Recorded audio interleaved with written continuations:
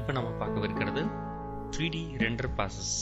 அதாவது நீங்கள் பார்த்த எல்லா 3D அனிமேஷன் மூவிஸுமே உங்களுக்கு ரொம்ப அட்ராக்டிவாக இருந்திருக்கணும். அதில் எப்படி பண்ணுறாங்க அப்படின்னா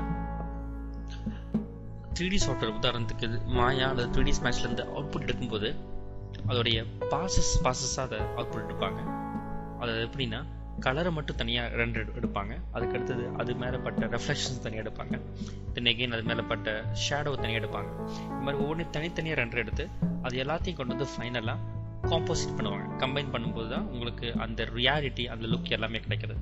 ஸோ அந்த மாதிரி 3Dயில் ரெண்டர் பண்ணுற ஒரு இமேஜஸை எப்படி நீங்கள் காம்போசிட்டிங் சாஃப்ட்வேர் ஆஃப்டர் எஃபெக்ட்ஸில் கொண்டு வந்து கம்போஸ் பண்ணி அவுட்புட் நீங்கள் கொடுக்குறது அப்படிங்கிறத இப்போ பார்க்க போகிறோம். என்ன ஃபுட்டேஜ் யூஸ் பண்ண போகிறோம் அப்படின்னா, ஜஸ்ட் டபுள் கிளிக் பண்ணிங்க,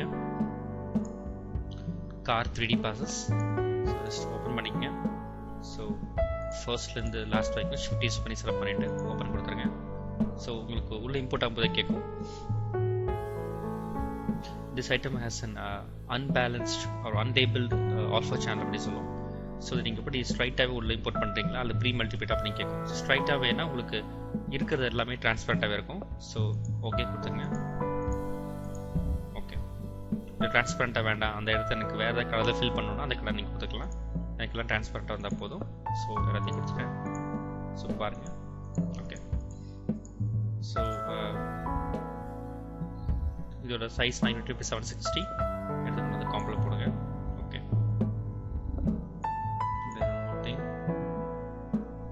சரி.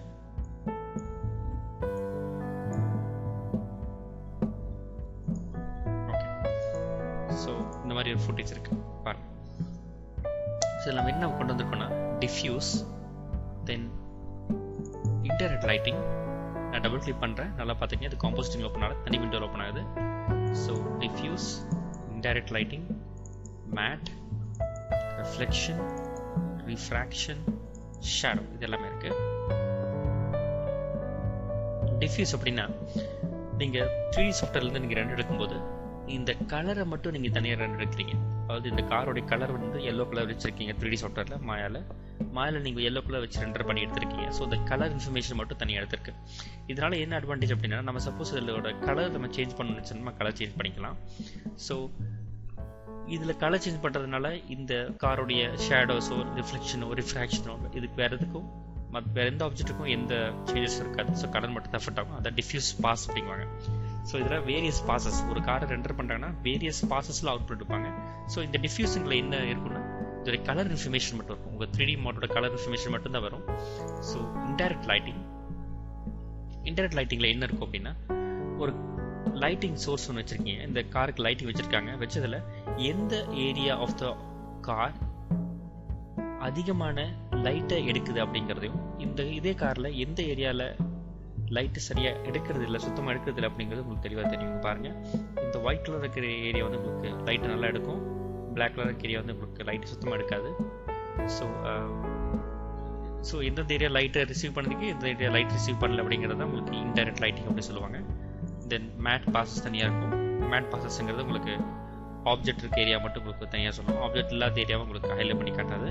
தென் ரிஃப்ளெக்ஷன், அந்த காருக்கு மேலே இருக்கிற ரிஃப்ளெக்ஷன்ஸ் மட்டும்தான் இந்த ரெண்டர்கள் கொண்டு வந்திருக்கும். காரில் இந்த வீல் இருக்கிற ரிஃப்ளெக்ஷன்ஸ் வேறு எதுவும் உங்களுக்கு கொண்டு வந்திருக்காது. ரிஃப்ராக்ஷன், இதில் இந்த லைட்டில் இருக்குது பார்த்தீங்களா, லைட்டுக்குள்ள லைட் இந்த முன்னாடி இருக்கிற ஹெட் லைட் இதிலெல்லாம் வந்து லைட் ரேஸ் பாஸ் ஆகி உள்ள உங்களுக்கு ரிஃப்ராக்ஷன் ஆகும், உள்ள பூந்து அப்படி வெளியே வருது ரிஃப்ராக்ஷன். ஸோ அதுக்கப்புறம் ஷேடோ பாஸ் தனியாக இருக்குது. ஸோ இதெல்லாத்தையும் நம்ம எப்படி காம்போசிட் பண்ணுறது அப்படின்னு தான் பார்க்க போகிறோம். ஸோ ஃபர்ஸ்ட் டிஃப்யூஸ் கொண்டு வந்திருக்கோம். ஸோ க்ளோஸ் பண்ணிட்டேன். ஓகே, டிஃப்யூஸ் பாஸ் கம்போசிஷன் விண்டோவில் இருக்கிறீங்க. ஸோ டிஃப்யூஸ் பாஸ் இந்த மாதிரி இருக்குது. இப்போ இந்த டிஃப்யூஸ் பாஸில் நம்ம வேறு கலர்ஸ் வேணால் மாற்ற முடியும். ஸோ முதல்ல இந்த டிஃப்யூஸ் பாஸுக்கு மேலே என்ன பாசஸ் கொண்டு வந்து போடணும்னு சொல்கிறேன். ஸோ இன்டைரக்ட் லைட்டிங் இருக்கும். இன்டைரக்ட் லைட்டிங் எடுத்து கொண்டு வந்து போடுங்க. ஓகே, மேலே போட்டு இன்டைரக்ட் லைட்டிங். இந்த இன்டைரக்ட் லைட்டிங் கீழே டிஃப்யூஸ் லைட்டோட எப்படி மிக்ஸ் ஆன சொல்கிறேன் பாருங்கள். ஸோ முதல்ல இந்த டாபிக் ஸ்விட்சஸ் அண்ட் மோட்ஸ் ஆன் பண்ணிக்கங்க. அப்போ தான் உங்களுக்கு கம்பைன், அதாவது பிளெண்ட் பண்ணுற மோட் கிடைக்கும், அதாவது கம்பைன் பண்ணுற மோட் கிடைக்கும். இந்த மோடில் போயிட்டு மல்டிப்ளை கொடுத்துருங்க. இதான் உங்களோட டிஃப்யூஸ் பாஸ். வேணா உங்கள் இன்டைரக்ட் லைட்டிங் ஆஃப் பண்ணி பாருங்கள். தெரிஞ்சுன்னா உங்களுக்கு எல்லாமே ஒரே மாதிரியாக இருக்குது, ஃப்ளாட்டாக இருக்குது. லைட் எந்த ஏரியா அதிகமாக இருக்குது, எந்த ஏரியா கம்மி எடுக்குதுங்கிற இன்ஃபர்மேஷன் இல்லை. ப்ளஸ் இப்போ உங்களுக்கு அது இன்ஃபர்மேஷன் இருக்குது. நல்லா ஞாபகம், இது ஷேடோ கிடையாதுங்க, ஜஸ்ட் இன்டைரக்ட் லைட்டிங் மட்டும்தான். இப்போ உங்களுக்கு இந்த ரியாலிட்டி உங்களுக்கு தெரியும். இன்டைரக்ட் லைட்டிங் ரொம்ப ரொம்ப அவசியமாக தேவைப்படும். இதற்கு அடுத்தது நம்ம என்ன யூஸ் பண்ணுறோம்னா ரிஃப்ளெக்ஷன் இருக்குது. ஸோ ரிஃப்ளெக்ஷனை கொண்டு வந்து எல்லா ஃபுட்டேஜுக்கு மேலே போட்டுக்கிறேன். இந்த ரிஃப்ளெக்ஷன் நீங்கள் என்ன பண்ண போகிறீங்க அப்படின்னா, இதோடைய மோடு கொண்டு போய் நீங்கள் ஆட் கொடுத்துக்கலாம். பாருங்கள், ஆட் கொடுக்கும்போது உங்களுக்கு எந்த அளவுக்கு ரிஃப்ளெக்ஷன் கொண்டு வருது அப்படின்னு பாருங்கள். அல்லது ஸ்க்ரீன் உங்களுக்கு பர்ஃபெக்டாக இருக்கும், ஸ்க்ரீன் எஃபெக்ட். ஸோ அந்த எஃபெக்ட்டுக்கு மேலே இந்த ஸ்க்ரீன் உங்களுக்கு யூஸ் ஆகிருக்கு. ஸோ இந்த ரிஃப்ளெக்ஷன் கொஞ்சம் ஸ்க்ரீன் மாதிரி உங்களுக்கு இருக்குது. சரி, இப்போ இதுக்கு மேலே நம்ம ரிஃப்ராக்ஷன் என்ன கொண்டு வந்துக்கலாம். ஸோ ரிஃப்ராக்ஷனை கொண்டு வரேன். ஸோ ரிஃப்ராக்ஷன் இங்கே போட்டுக்கிறோம். ஸோ ரிஃப்ராக்ஷனை நீங்கள் கொண்டு போய் ஆடில் கொடுத்தீங்கன்னா பாருங்கள், அந்த எஃபெக்ட் உங்களுக்கு வித்தியாசம் தெரியும். ஓகேங்களா, ரிஃப்ராக்ஷனை ஆட் பண்ணியிருக்கேன். ஸோ இதெல்லாம் பண்ணிட்டோம். தென் இதுக்கு மேலே ஷேடோஸை கொண்டு கீழே போடாதீங்க, ஷேடோஸை கொண்டு வந்து எல்லாத்துக்கும் மேலே தான் போடணும். Look at that. போட்டு ஷேடோவையும் நான் ஸ்க்ரீன் மோடில் கொண்டு வந்துடுறேன். ஓகே, ஸோ ரொம்ப கம்மியாக தான் இருக்கும் ஷேடோஸ். அல்லது உங்களுக்கு சாஃப்ட் லைட்டில் கொண்டு வாங்க. ஓகேங்களா, சாஃப்ட் லைட்டில் கொண்டு வந்துட்டீங்க ஷேடோவை. ஒபாசிட்டிஸ் நீங்கள் இதுக்கப்புறம் நீங்கள் கம்மி பண்ணிக்கலாம், ஏற்றிக்கலாம். ஸோ இதுதான் உங்களுக்கு வந்து ப்ராப்பரான ஒரு காம்போசிட்டிங். 3Dயில் நீங்கள் ரெண்டர் பண்ணாத நீங்கள் இந்த மாதிரி மோடில் தான் கொண்டு வந்து உள்ளே போடணும். அதே மாதிரி இந்த ஆர்டர் நீங்கள் கரெக்டாக ஞாபகம் வச்சுக்கணும். இதே ஆர்டர் நீங்கள் மாதிரி ரெண்டர் சீன் அசம்பிள் பண்ணால் தான் உங்களுக்கு எஃபெக்ட் நீங்கள் எதிர்பார்க்குற மாதிரி வந்து அமையும். ஓகே, இதெல்லாம் ஓகே. இதுக்கு அடுத்து நம்ம என்ன பண்ணோம் அப்படின்னு சொல்கிறோம் பாருங்க. இப்போ இந்த டிஃப்யூஸ் பாஸ் இருக்குங்களா, ஸோ அதை மட்டும் நான் எனேபிள் பண்ணிக்கிறேன். அதை மட்டும் எனேபிள் பண்ணுறதுக்கு என்ன பண்ணலாம், மற்ற லேயர் எல்லாத்தையும் ஆஃப் பண்ணலாம். அப்படி இல்லைன்னா இந்த லேயர் மட்டும் எனேபிள் பண்ணுறதுக்கு ரைட் சைடில் இந்த பட்டன் பாருங்கள், உங்களுக்கு ஐசோலேட் பண்ணுறதுக்கு. இந்த லேயர் மட்டும் ஐசோலேட் பண்ணும், ஜஸ்ட் கிளிக் பண்ணுங்கள். ஓகேங்களா, இது மட்டும் ஐசோலேட் பண்ணியிருக்கேன், மற்ற எல்லாத்தையும் ஆஃப் பண்ணிச்சு. பாடி கிளிப் உங்கள் டிசேபிள் ஆயிடும். ஓகே, ஸோ ஃபஸ்ட் இதை மட்டும் ஐசோலேட் பண்ணிக்கிறேன். ஸோ மஸ்டங் டிஃப்யூஸ், இதோட கலர் நான் மாற்ற போகிறேன். கலர் மாற்றக்கு என்ன பண்ணலாம் அப்படின்னா, ஜஸ்ட் ரைட் கிளிக் பண்ணிக்கங்க, எஃபெக்ட், உங்களுக்கு கலர் கரெக்ஷன் போயிருங்க, கரெக்ஷன், அதில் ஹியூ சேச்சுரேஷன் எடுத்துங்க. ஸோ ஹியூ சேச்சுரேஷன் உங்களுக்கு கலர் சேஞ்ச் பண்ணுறதுக்கு பர்ஃபெக்டாக இருக்கும். ஏன்னா ஹியூ அப்படிங்கிறது உங்களுக்கு கலர்ஸோட வேரியேஷன்ஸ் உங்களுக்கு தான் ஹியூ அப்படி சொல்லுவோம். பாருங்கள், ஹியூ நீங்கள் கண்ட்ரோல் பண்ணுங்கள். சரிங்களா, ஸோ ஒயிட் எல்லோ கலர் அந்த காரை just making the colour. So நான் க்ரீன் கொண்டு வந்திருக்கேன். ஸோ க்ரீனில் வச்சுட்டு இப்போ இதை நீங்கள் ஆஃப் பண்ணி பாருங்கள். லுக் உங்கள் மொத்த காரோடைய கலர் உங்களுக்கு க்ரீனாக மாறிடுச்சு. ஸோ இது வந்து ஒரு அட்வான்டேஜ் தான் உங்களுக்கு. என்ன ரீசன் அப்படின்னு பார்த்தீங்கன்னா, இதே எஃபெக்டை நீங்கள் இப்போ 3Dயில் நீங்கள் வரணும் அப்படின்னா, அது மாயாலே மேக்ஸிலே பண்ணணும் அப்படின்னா, நீங்கள் மறுபடியும் அந்த காரோடைய டெக்ஸ்சரையே நீங்கள் ஃபுல்லாக க்ரீனாக மாற்றி அதுக்கப்புறம் மறுபடியும் நீங்கள் அதோட ரெஃப்ளெக்ஷன் பாஸ், ரெஃப்ராக்ஷன், ஷேடோ எல்லாம் தனித்தனி நீங்கள் எடுக்கணும்.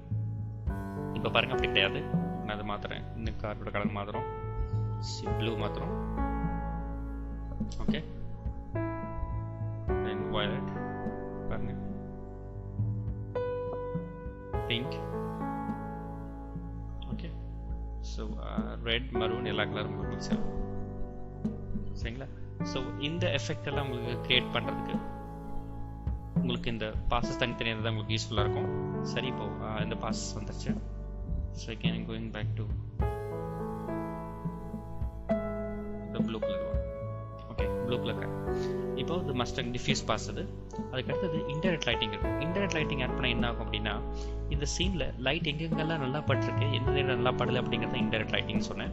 பாருங்கள், இந்த இடத்துல ஓரளவுக்கு பட்டிருக்கு, இந்த ஏரியா நல்லா படல. உங்களுக்கு இன்னுமே கொஞ்சம் டீட்டெயிலாக காட்டணும் லைட்டிங் அப்படின்னா, இன்டைரக்ட் லைட்டிங் இது பார்த்தீங்களா, அந்த லேயர் மட்டும் கண்ட்ரோல் டி கொடுத்தீங்கன்னா டூப்ளிகேட் ஆகும். இன்னொரு கண்ட்ரோல் டி, இன்னொரு கண்ட்ரோல் டி, இன்னொரு கண்ட்ரோல் டி. பாருங்கள், உங்களுக்கு லைட்டோட இன்ஃபர்மேஷன் நல்லாவே உங்களுக்கு தெரியும். லைட் எந்த அளவுக்கு பட்டிருக்கு, எந்த அளவுக்கு படலை அப்படி இன்ஃபர்மேஷன் தெரியும். So something like this. இதுக்கும் வித்தியாசம் இருக்குது பாருங்கள். 1 2 3 4 5.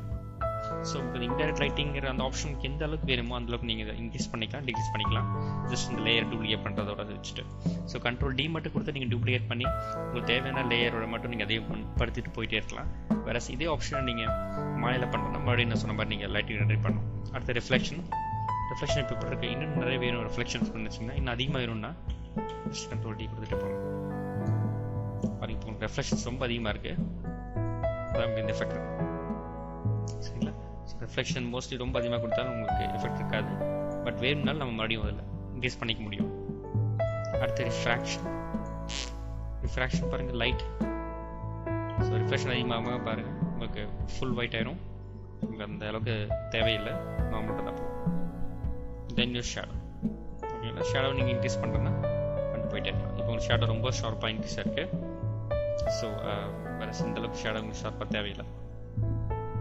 ஓகேங்களா,